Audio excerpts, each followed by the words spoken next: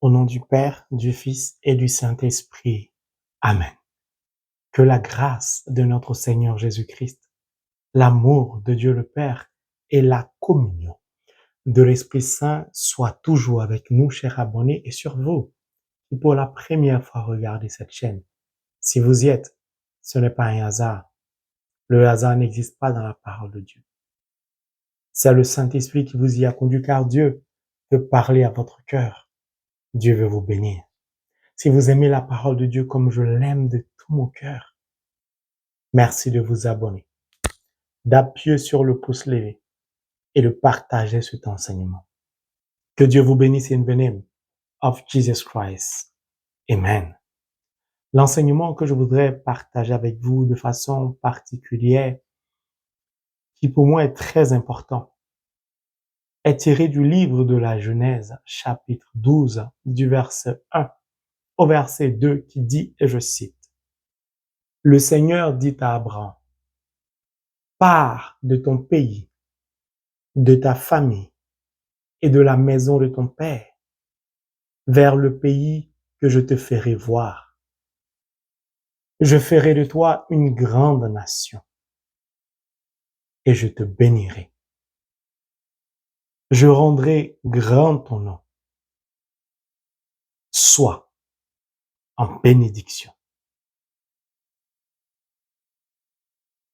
Le thème que je voudrais partager avec vous en plusieurs parties est intitulé « Le chemin de la vraie alliance avec Dieu ».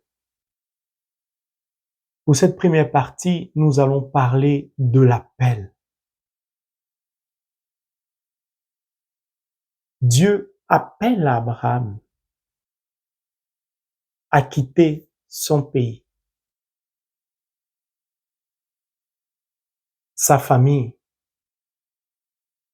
la maison de son père, pour aller dans un autre pays, pour être étranger dans un autre pays.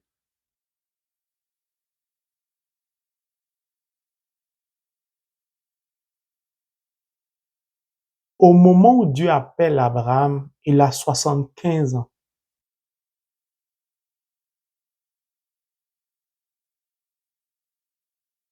Ce n'est pas un certain âge, c'est un âge certain. À 75 ans, on est censé être à la retraite. À 75 ans, on ne cherche pas à aller vivre dans un pays en tant qu'étranger. À 75 ans, on a une expérience de la vie. On a un vécu. À 75 ans, on a eu le temps de visionner ces projets, peut-être de les réaliser déjà, ou d'avoir des remords, d'avoir échoué. À 75 ans, on peut imaginer, deviner tout. C'est en ce moment précis que Dieu l'appelle.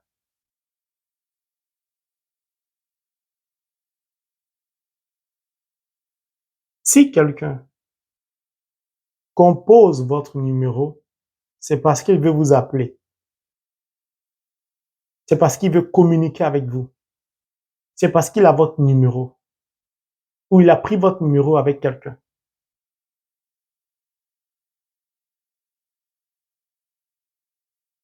Dieu appelle Abraham. Ça sous-entend que Dieu connaît Abraham. Est-ce qu'Abraham en retour le connaît? La Bible ne fait pas cas, certainement. Il a dû entendre parler de lui. Parce qu'il est quand même juif. Il est quand même citoyen d'Israël. C'est un Israélite. Il a dû entendre parler de l'histoire de Noé. Il a dû entendre parler de Dieu, de ce que Dieu a fait. Est-ce pour autant qu'il le connaît personnellement? Est-ce pour autant qu'il a déjà expérimenté? Là, c'est certain, non. Sinon, Dieu n'allait pas l'appeler. Alors, on doit s'interroger. Parce que j'entends beaucoup, où beaucoup de personnes disent, je vais entrer dans une alliance avec Dieu. Je suis dans une alliance. Ou comment on fait pour entrer dans une alliance? D'autres vont loin. Il faut payer. Il faut poser un acte prophétique.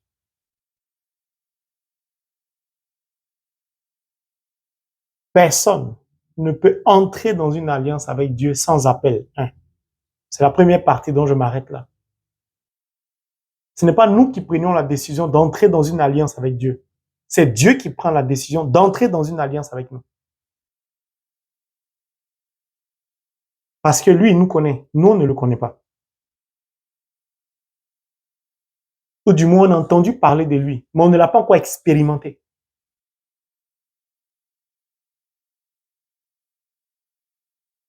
L'appel est le point de départ d'une relation avec Dieu. Il appelle Abraham à faire quoi? À quitter son pays.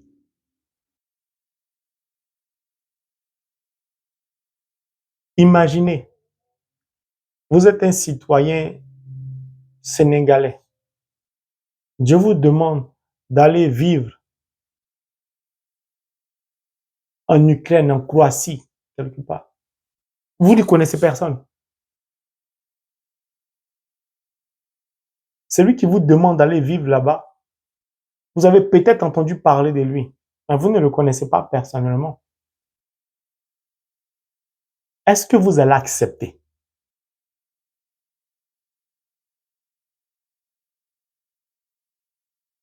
Il vous demande de quitter votre pays.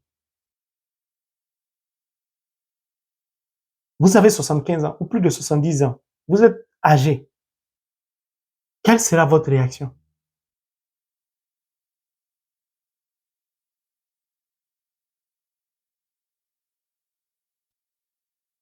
Il demande à Abraham d'être un étranger. Quand vous êtes étranger, quand vous vivez dans un autre pays qui n'est pas votre pays, qui n'est pas le pays dont vous possédez la nationalité, pour nous qui avons vécu à l'étranger, ce n'est pas chose évidente. Vous êtes dépaysé, vous êtes perdu. Parfois, vous êtes plongé dans le souvenir de votre passé, dans votre propre pays. Vous êtes confronté à des difficultés, au mépris, au rejet, parce que vous êtes étranger. Parfois, on vous traite comme un moins que rien. Parfois, on vous crache là-dessus. Parfois, vous subissez le racisme, l'injustice, et j'en passe.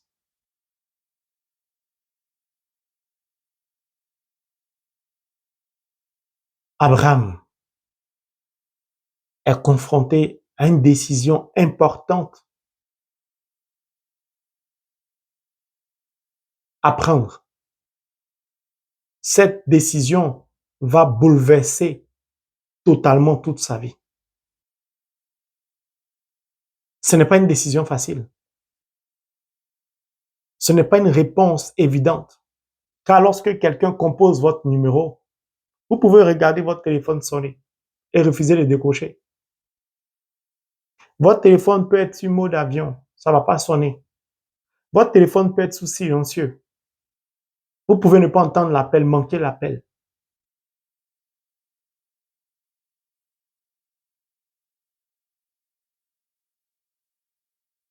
Abraham a-t-il entendu l'appel de Dieu?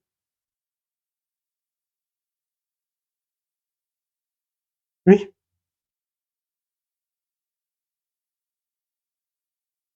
Jusqu'au verset 4, on nous dit Abraham partit comme le Seigneur le lui avait dit.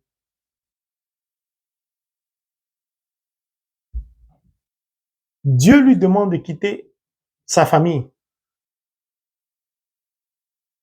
Pourquoi la famille? Parce qu'en général, nos problèmes émanent des membres de nos familles. des personnes avec qui nous sommes liés, nous sommes très proches. C'est cela parfois qui nous empêche d'entendre l'appel, qui font que notre téléphone est sur mode avion, est sur silencieux, ou bien un problème de réseau, ou c'est cela qui nous épuise jusqu'à décharger la batterie de notre téléphone qui nous rend injoignables.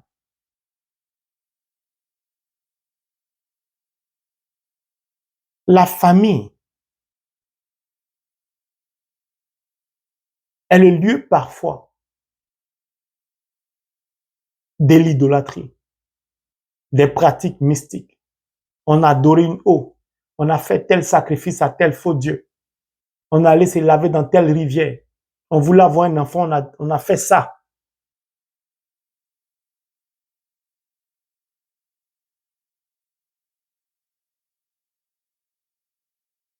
L'appel de Dieu invite Abraham pas à abandonner sa famille, mais à se séparer de sa famille. Pas abandonner son pays, à se séparer de son pays. Pourquoi? Parce que le père d'Abraham, Terah, pratiquait l'idolâtrie.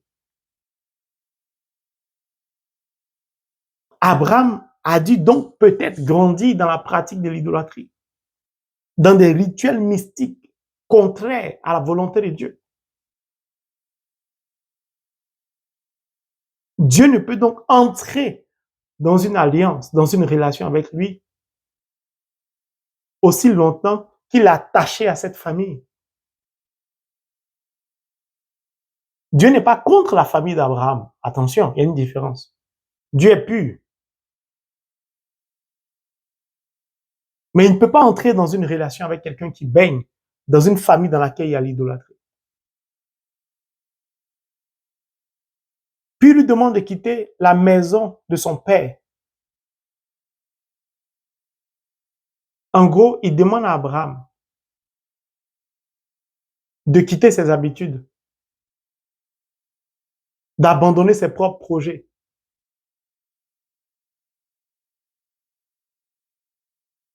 d'accepter de se séparer de tout, en fait. Est-ce une décision facile à prendre? Je puis vous l'affirmer, non. Alors aujourd'hui, le Seigneur voudrait t'appeler aussi, parce qu'il veut entrer dans une relation avec toi, dans une alliance avec toi. Mais il voudrait t'appeler,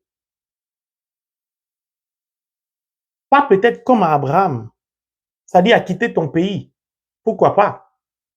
Mais il voudrait t'appeler à quitter ton orgueil, à quitter la jalousie, à quitter ton arrogance, à quitter l'envie, à quitter l'avarice, à quitter le mépris, la méchanceté, l'obscurité de ton cœur, ton sale caractère, tes paroles blessantes qui sortent de ta bouche, qui émanent de ton cœur. Le Seigneur t'appelle à quitter le mauvais comportement que tu as, à quitter tes habitudes qui t'empêchent d'entrer dans une relation avec lui. Le Seigneur t'appelle à quitter tout ce qui te sépare de lui, tout ce qui te coupe de lui, ou tout ce qui t'éloigne de lui. Il te demande de te séparer, de te couper de ce qui te sépare et te coupe de lui.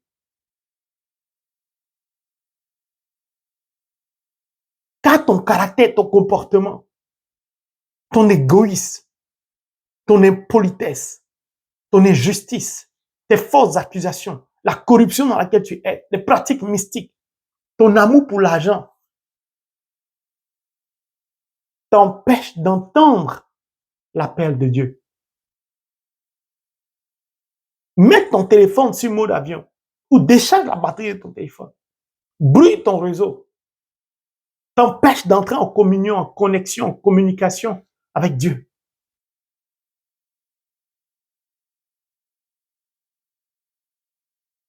Dieu te demande parfois de te séparer de ta famille. Il n'a pas dit de les abandonner, de te séparer d'eux. S'il y a des familles dans lesquelles Vous vous asseyez, vous parlez, vous vous entendez. Et quand vous tournez le dos, ils font le contraire de ce pourquoi vous vous êtes entendu lors d'une réunion, par exemple. Où il y a des familles où les gens se réunissent pour mépriser, insulter, rejeter certains membres de la famille.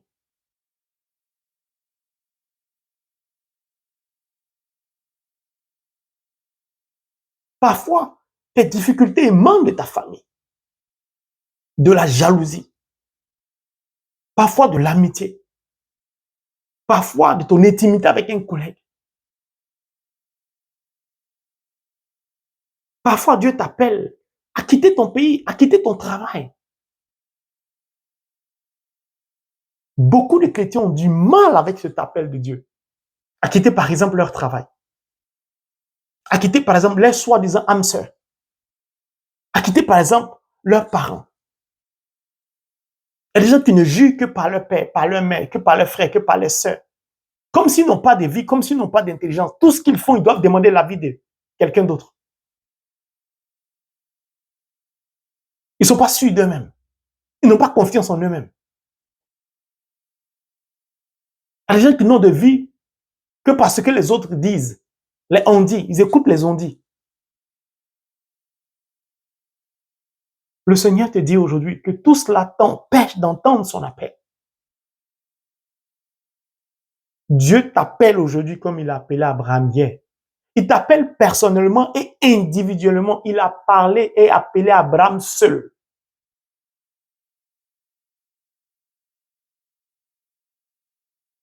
Pourtant, Sarah était là. Parce qu'il voulait une relation intime, personnelle, unique avec Abraham. Aujourd'hui, Dieu veut cette même relation avec toi. Vas-tu accepter comme Abraham a accepté, comme le verset 4 nous dit, Abraham partit comme le Seigneur le lui avait dit. Vas-tu accepter de quitter tout ce que je viens de citer, tout ce qui t'empêche d'entendre la voix de Dieu? L'orgueil t'empêche de marcher conformément à la parole de Dieu. L'injustice, le mépris, ton amour pour l'argent, ton égoïsme. Il y a des gens qui ne sont ou qui n'entrent dans une relation que par équilibre.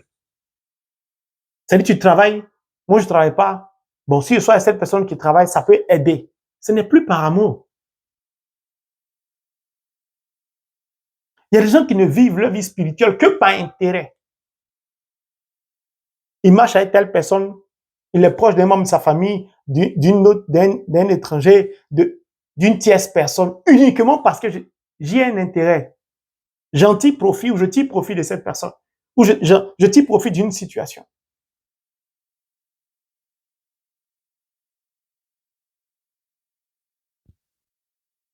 Avec Dieu, on ne cherche pas un intérêt. Dieu ne cherche pas à avoir un intérêt avec nous.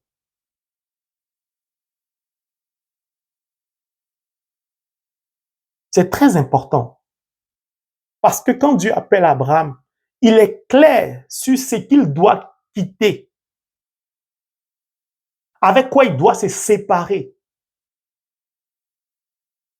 Mais il ne lui dit pas ce qu'il attend. Il lui parle du présent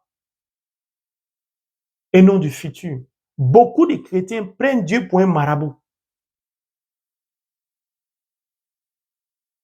Parfois, beaucoup de chrétiens prennent des serviteurs de Dieu comme nous, ou des servants de Dieu, des prêtres, des pasteurs, des cardinaux, des bergers, comme des voyants, comme des médiums, comme des marabouts. Mon frère, est-ce que tu peux me dire ou me donner le nom de celui qui sera mon mari ou ma femme? Est-ce que tu peux demander à Dieu de te dire telle ou telle chose pour moi? Comme si Dieu était un marabout. Comme si Dieu était un voyant. Dieu n'est pas un marabout. Dieu n'est pas un voyant. On ne vient pas à lui pour le consulter. Dieu ne vient pas à nous pour une consultation. Il cherche une relation personnelle avec chacun d'entre nous. C'est tout.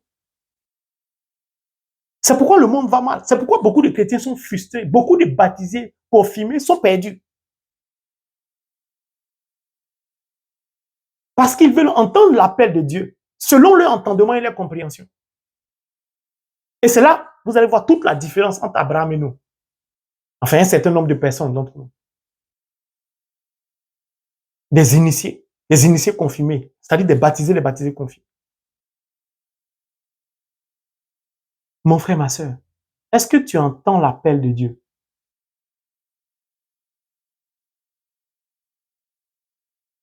Les gens se sacrifient pour que tu réussisses.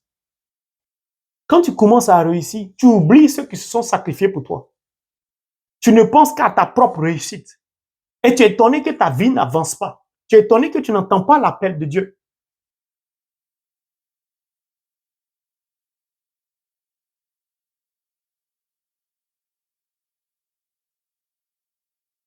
Dieu te demande aujourd'hui, comme hier il a demandé à Abraham, de quitter tout ce qui t'empêche d'attendre son appel.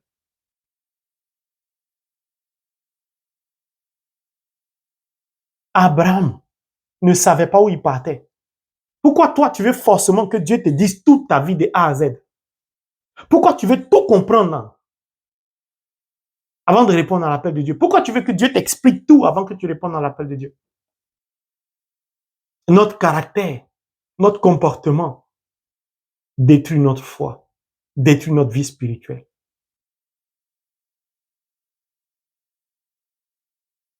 Je veux savoir avec qui je vais servir Dieu. Je veux savoir où Dieu m'attend. Dieu m'appelle là, mais c'est pour aller où? C'est pour faire quoi? Dieu ne va jamais vous annoncer votre futur sans un préalable. Jamais.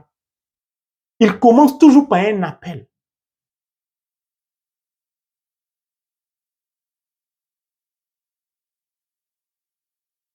Il a dit à Abraham ce qu'il doit faire maintenant. Parce qu'il est Dieu souverain. Parce qu'il est le Dieu 3 fois saint. Au travers de cet appel, il dit à Abraham, il te dit à toi qui m'écoutes, que c'est lui qui est le Dieu souverain. C'est lui qui décide et non toi. C'est lui qui trace le chemin et non toi. Parce que toi, tu ne te connais même pas. Lui, il te connaît plus que toi. C'est lui qui t'a façonné par ses mains, c'est lui qui t'a créé. Il est l'auteur de l'œuvre que tu es. Il maîtrise son œuvre. Toi, tu ne peux pas le maîtriser. Tu n'es pas son auteur. Chrétien, le Seigneur nous invite à un peu d'abaissement, un peu d'humilité, et à comprendre que nous ne sommes rien sans lui, nous ne pouvons rien sans lui.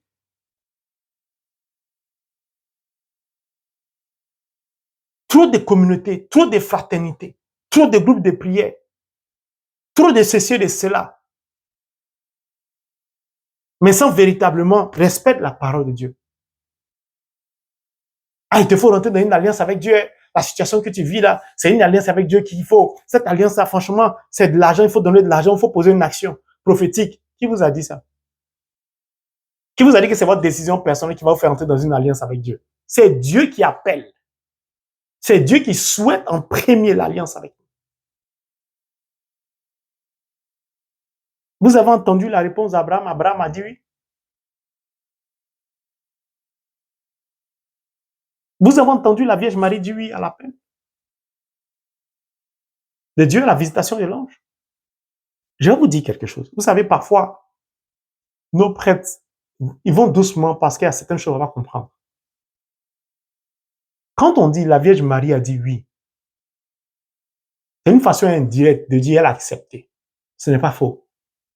Mais dans la spiritualité, on ne dit pas oui. On ne répond pas oui ou non. La Vierge Marie, je mets tout le monde au défi de me montrer un verset de la Bible où elle a dit oui.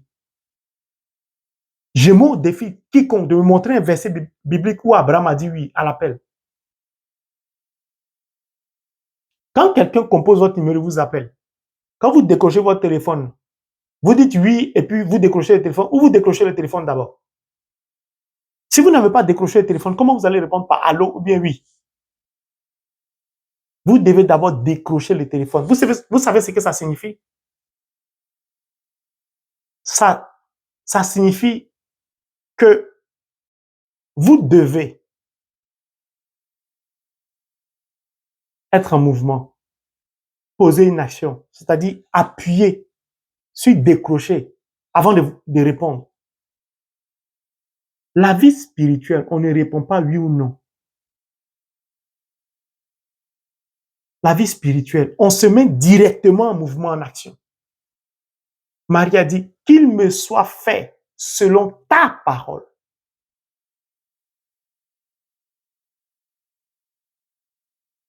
Quand on est chrétien, on ne cherche pas à bavarder pour dire oui ou non.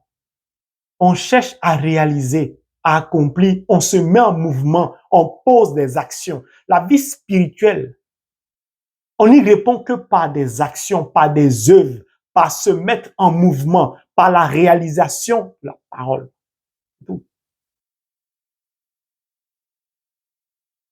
C'est pourquoi Saint Matthieu nous dit que votre oui soit oui, que votre non soit non. Tout le reste vient du diable. Trop de bavardage.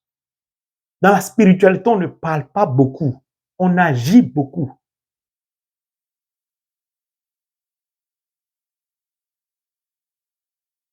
Le Seigneur dit à Abraham, pars de ton pays, de ta famille et de la maison de ton père vers le pays que je te ferai voir. Il demande, au travers de cet appel à Abraham, d'emprunter le chemin de l'inconnu.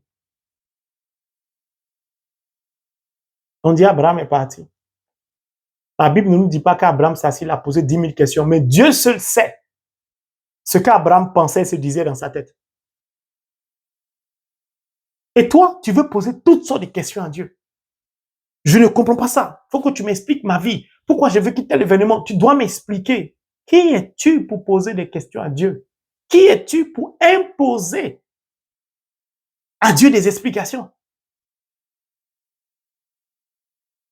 Je veux tout savoir, je veux tout comprendre. Libre à Dieu, il est souverain lorsqu'il t'appelle. Là, c'est un message clair pour l'humanité. Il affirme sa souveraineté. C'est lui qui est Dieu. C'est lui qui prend les devants. Ce n'est pas toi. Alors, lorsque tu manifestes l'orgueil, l'injustice, la méchanceté, l'égoïsme, l'avarice, lorsque tu mènes une vie de débauche, d'impudicité, it's up to you, comme on dit en anglais, ça dépend de toi. Ce n'est pas lui qui t'a appelé, c'est toi-même qui t'as appelé. Puisque c'est toi-même qui as tracé ton chemin et c'est toi-même qui suit ta voie. Donc, quand il a les conséquences, il ne faut pas l'appeler, il ne va pas te répondre. C'est pourquoi beaucoup de chrétiens ne sont pas exaucés. Puis parce qu'ils ne sont pas exaucés, ils sont frustrés. Où est Dieu? Je suis baptisé. Marque une pause et regarde bien ta vie. As-tu entendu l'appel de Dieu? As-tu cherché à agir, à réaliser, à te mettre en mouvement? Ou as-tu répondu oui? Parce que beaucoup sont baptisés, ils ont dit oui. Mais quand on accepte de se faire baptiser, on ne dit pas oui. Le baptême, ce n'est pas un oui, c'est un engagement. On s'engage dans une filiation avec Dieu. On devient enfant de Dieu. Quand tu es venu au monde, tes parents ont entendu ta réponse d'abord. Ils ont entendu que tu dises oui, je veux venir. Ils n'ont pas eu besoin de ton avis. Ils ont décidé de ta venue et tu es venu. Pourquoi avec Dieu, on veut exiger tout? On veut qu'il nous explique tout. On veut que tout soit clair avant qu'on s'engage avec lui. Nous sommes chrétiens, mais on ne supporte pas l'inconnu. On n'accepte pas de ne pas tout savoir, de ne pas tout comprendre, de ne pas tout connaître. Et c'est ce qui nous cause problème. C'est ce qui fait que beaucoup de chrétiens ont des dons spirituels, sont appelés à servir Dieu et ils sont assis. Ils attendent que Dieu leur dise, bon, lève-toi lundi, tu vas aller prier pour Akissi. Akissi va guérir, elle a le cancer. Et puis mardi, tu vas aller prier pour Monsieur Leblanc qui se trouve en Allemagne.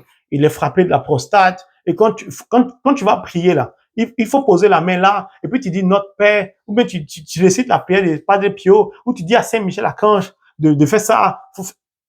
On veut que Dieu nous détaille tout de A à Z. C'est pourquoi vous vieillissez. On vieillit avec nos dons, avec nos charismes. Et rien ne se produit et le monde va mal parce que Dieu compte sur nous. On a peur de l'inconnu. On a peur de se jeter, on a peur du vide. Pourtant, nous sommes baptisés. Nous nous sommes engagés dans une filiation avec Dieu. Nous avons choisi Dieu comme notre Père. Nous avons choisi le Christ, notre maître à penser, notre berger. Il est ton berger. C'est lui qui coordonne, qui te guide, qui est au devant de toi. Et toi, tu as peur. Tu as peur parce que tu n'as pas confiance au berger. Tu n'as pas confiance en Christ. Tu n'as pas confiance en l'Emmanuel. Parce que tu ne t'identifies pas au travers de lui. Pourtant, tu dis que tu es baptisé, tu es chrétien. Abraham, lorsque Dieu l'appelait, il avait 75 ans. Abraham n'était pas un chrétien. Parce que beaucoup de personnes pensent qu'on dit le père de la foi, c'est venu comme ça. Abraham, quand Dieu l'appelait, on ne connaissait pas son niveau de spiritualité. Ça, c'est tout, il n'en avait pas même. Parce qu'il a grandi avec un père qui pratiquait l'idolâtrie. Lisez le livre de Josué, chapitre 24, verset 2. Son père pratiquait l'idolâtrie.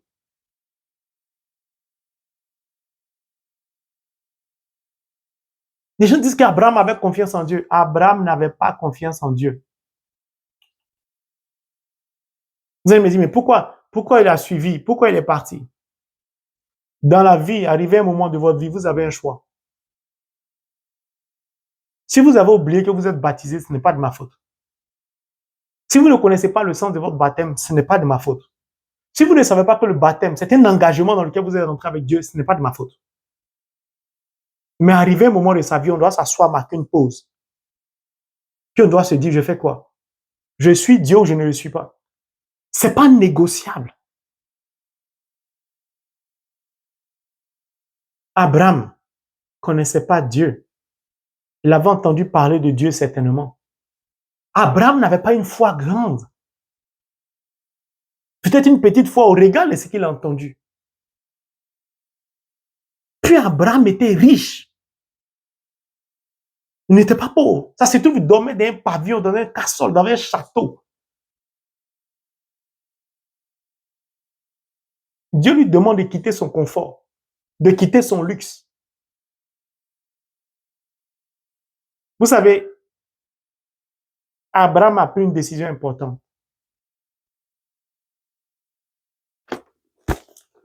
C'était d'accepter de suivre la parole de Dieu. C'était d'accepter d'écouter la parole de Dieu. C'était d'accepter de faire confiance à la parole. C'est pourquoi Abraham est parti. C'est pas parce qu'il avait la foi. Dieu n'attend pas de nous qu'on ait une grande foi. Juste une petite foi. Dieu est venu prendre Abraham. Il a choisi tel qu'il était. Nous, aujourd'hui, nous avons tout ça. Abraham n'a pas connu le Christ. Il était à la recherche du Christ. Mais le Christ n'existait pas encore sur terre. Abraham a cru et a décidé et accepté de faire confiance à la parole de Dieu. Et non à Dieu, il ne le connaît pas. Quelqu'un vous voit et dit, il veut vous marier. Je veux t'épouser. C'est sa parole qui l'engage. Je te rendrai heureuse. Quand tu acceptes d'entrer dans une relation avec lui, par rapport à ce qu'il t'a dit, tu n'as pas confiance en lui tout de suite. Puis après, tu lui dis, des années plus tard, tu lui dis, tu m'as menti. Tu m'as dit, tu allais faire ci, tu allais prendre soin de moi, tu allais t'occuper de moi. J'allais être une fée. Aujourd'hui, tu me fais vivre l'enfer. Sur la base de ce qu'il a dit, tu t'es engagé dans une relation avec lui.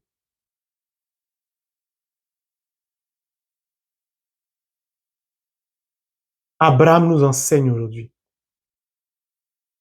que le temps est arrivé pour nous où nous devons marquer une pause, nous asseoir et nous demander, est-ce que nous faisons confiance à la parole de Dieu? Abraham nous invite aujourd'hui à faire un choix. Soit d'accepter d'écouter la parole et de la suivre sans savoir ce qui va nous arriver demain. Ou à continuer à vivre notre vie, simplement. C'est tout. Mon frère, ma sœur, je voudrais m'arrêter là pour cette première partie. Abraham a accepté de croire en la parole de Dieu, non en Dieu. Il a accepté de faire confiance à ce que Dieu lui disait. Il a osé le pari avec Dieu. Il a osé croire en ce que Dieu lui disait. Et il s'est engagé. Que Dieu, dans son infinie bonté, nous donne de prendre la décision maintenant, d'écouter sa parole, de la mettre en pratique, de nous laisser conduire par la parole. Au nom de Jésus. Amen.